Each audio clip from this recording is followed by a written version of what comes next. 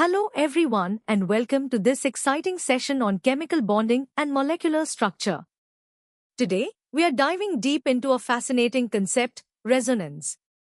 This topic is crucial for understanding the true nature of bonding in many molecules, especially in organic chemistry.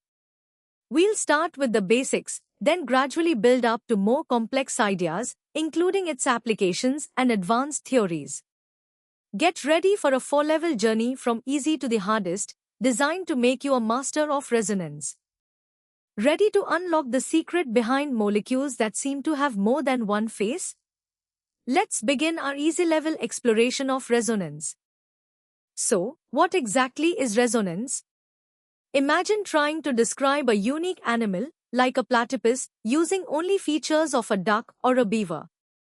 Neither fully captures its essence, right? Resonance in chemistry is similar. It's a concept used when a single Lewis structure can't accurately represent the real bonding in a molecule because electrons are spread out, or delocalized, over several atoms. This delocalization is key. It means electrons aren't stuck between just two atoms but can roam, leading to greater stability for the molecule. So, when a single drawing isn't enough, we turn to resonance to get the full picture. To understand resonance, we use resonance structures or canonical forms. Think of these as those individual duck or beaver descriptions for our platypus, their hypothetical drawings. These structures only show differences in the placement of pi electrons or lone pairs, never the actual atoms. We connect them with a double-headed arrow to show they're contributing to one real structure, not changing into each other. The actual molecule, the platypus itself, is called the resonance hybrid. It's a true blend, more stable than any single contributing structure. A great example is the carbonate ion, where all three carbon-oxygen bonds are identical, an average of single and double bonds, stabilized by this electron delocalization. Now, let's test your understanding of these foundational concepts. Take a moment to think about these three questions. What is the primary reason we use resonance structures to describe certain molecules? What kind of electrons are involved in the movement between resonance structures?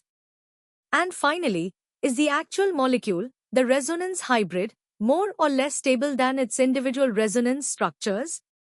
Pause, ponder, and then check your answers.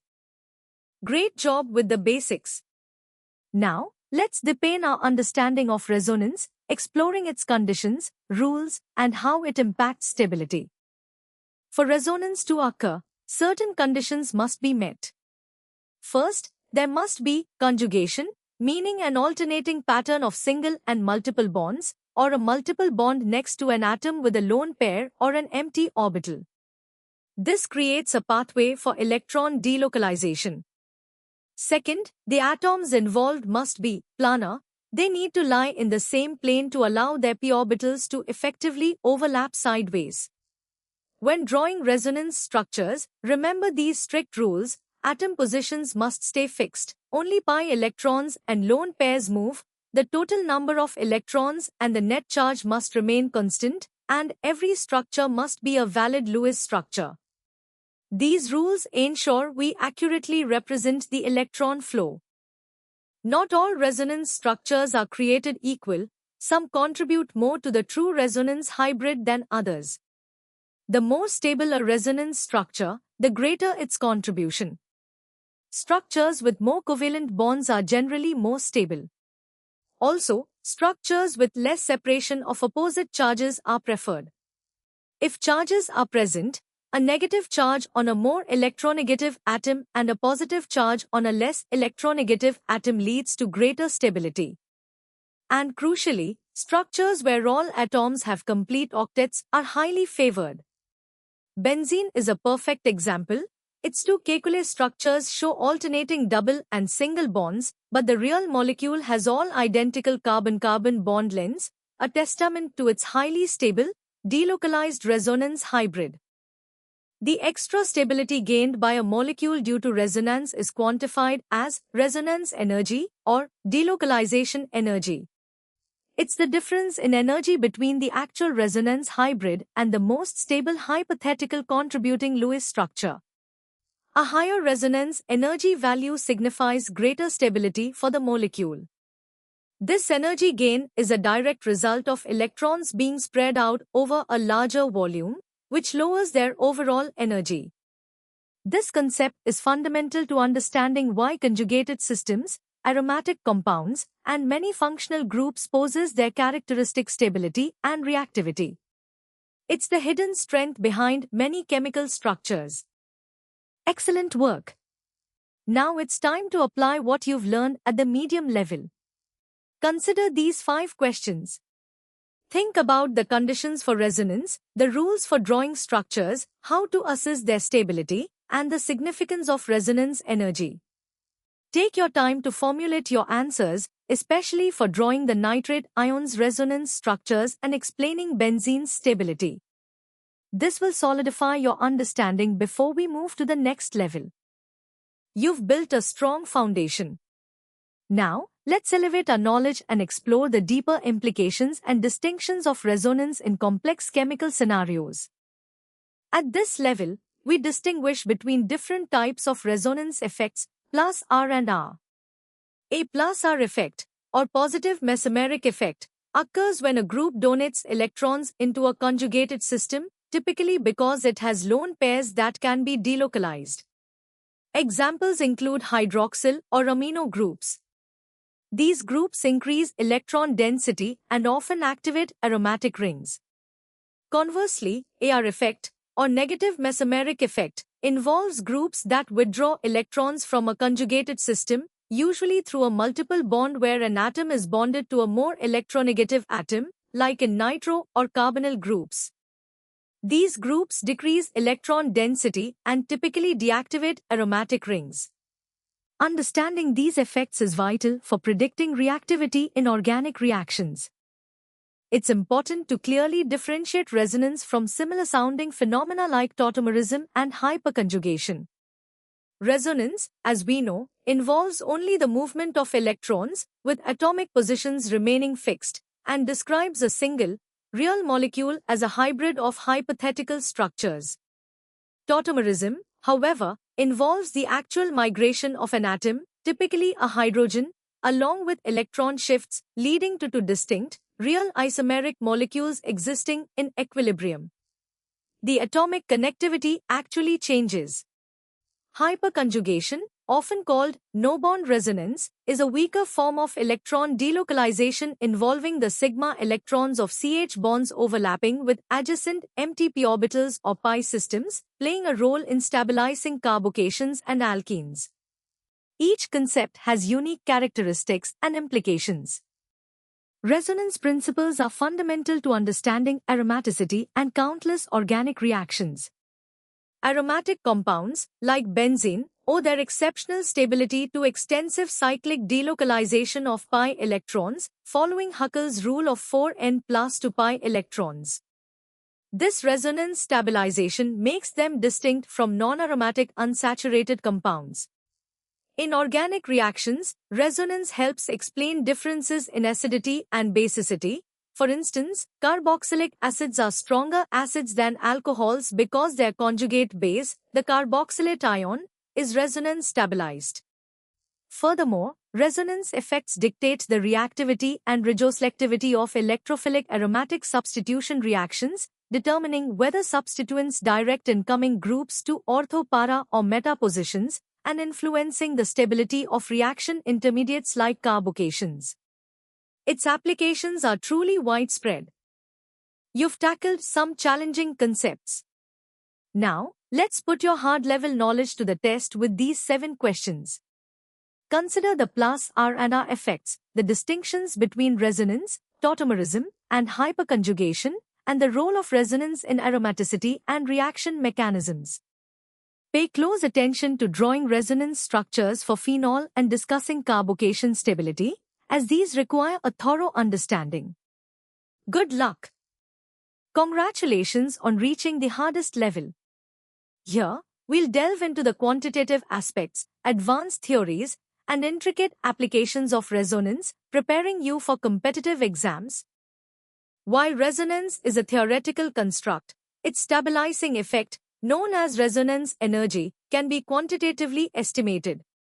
This is typically done experimentally by comparing the observed heat of hydrogenation or combustion of a compound with the theoretical value calculated for a hypothetical non-resonating structure. For instance, benzene's actual heat of hydrogenation is significantly less exothermic than what would be predicted for a localized 1,3,5-cyclohexatriene, with the difference being its substantial resonance energy. However, this approach has limitations because the hypothetical non-resonating structure is not a real entity, and its energy must be estimated, leading to an approximate value. It's a powerful tool, but one that requires careful interpretation. Molecular orbital theory, or MOT, provides a more inherent and elegant explanation for electron delocalization, moving beyond the need for multiple resonance structures. In MOT, atomic orbitals combine to form molecular orbitals that are delocalized over the entire molecule, rather than confined to specific bonds. This means that electrons in a conjugated system naturally occupy these extended molecular orbitals, which span multiple atoms. This inherent delocalization in MOT directly accounts for the observed bond equalization and enhanced stability, without the conceptual challenges of hypothetical resonance forms. For benzene, MOT describes its 6p orbitals forming 6pi molecular orbitals, where the 6pi electrons fill the 3 lower energy bonding modes, creating a highly stable, delocalized electron cloud above and below the ring, perfectly explaining its unique properties. The effectiveness and extent of resonance are influenced by several subtle factors. Electronegativity differences play a role. While charge separation generally destabilizes, a negative charge on a highly electronegative atom or a positive charge on a less electronegative atom in a resonance structure can make it a more significant contributor. A critical factor is steric inhibition of resonance, or SIR. This occurs when bulky groups force a conjugated system out of planarity, disrupting the parallel overlap of p orbitals essential for delocalization, thereby reducing or eliminating resonance. A classic example is substituted biphenyls. Another intriguing concept is cross-conjugation, where a central pi bond is conjugated with 2 other pi bonds that are not conjugated with each other. This often leads to less overall resonance stabilization compared to a linearly conjugated system because the delocalization pathways can compete or interfere, impacting the molecule's overall stability and reactivity. Understanding these nuances is key to predicting complex molecular behavior. Resonance finds its most advanced applications in understanding complex chemical systems and refining our grasp of aromaticity. In heterocycles like pyrrole and pyridine, the participation of the heteroatoms lone pair in the pi system dictates their aromaticity and reactivity. Resonance is also central to explaining various reaction mechanisms, from the stabilization of carbocation intermediates in SN1 reactions to the intricate directing effects in electrophilic aromatic substitution, and even the concerted electron shifts in pericyclic reactions like the Diels-Alder. Finally, a deep understanding of resonance allows us to precisely categorize molecules as aromatic, anti-aromatic, or non-aromatic based on Huckel's rule. This distinction is crucial, as aromatic compounds are exceptionally stable, anti-aromatic compounds are highly unstable, and non-aromatic compounds behave like typical alkenes, lacking special stability or instability. These classifications are fundamental to predicting molecular properties and reactivity. You've journeyed through the most advanced concepts of resonance. Now, let's solidify your understanding with these first 5 challenging questions. Think about how resonance energy is quantitatively determined, the distinct perspective offered by molecular orbital theory, and the impact of steric factors on delocalization. Consider the subtleties of lone pair participation in heterocycles and the unique stability of acylium ions. Take your time to formulate comprehensive answers, demonstrating your mastery of these complex ideas. Let's continue to push your limits with the remaining 5 questions. Here, you'll apply your knowledge of resonance effects to predict reactivity in aromatic compounds, analyze reaction intermediates, and explore the intriguing concept of cross-conjugation. Finally, you'll tackle the distinctions between aromatic, anti-aromatic, and non-aromatic systems and even design a molecule showcasing both R and R effects.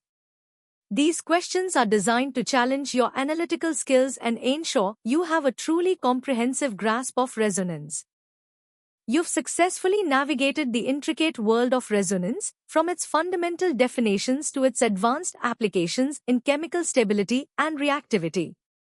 This journey has equipped you with a deeper understanding of how electrons behave in molecules, a cornerstone of advanced chemistry.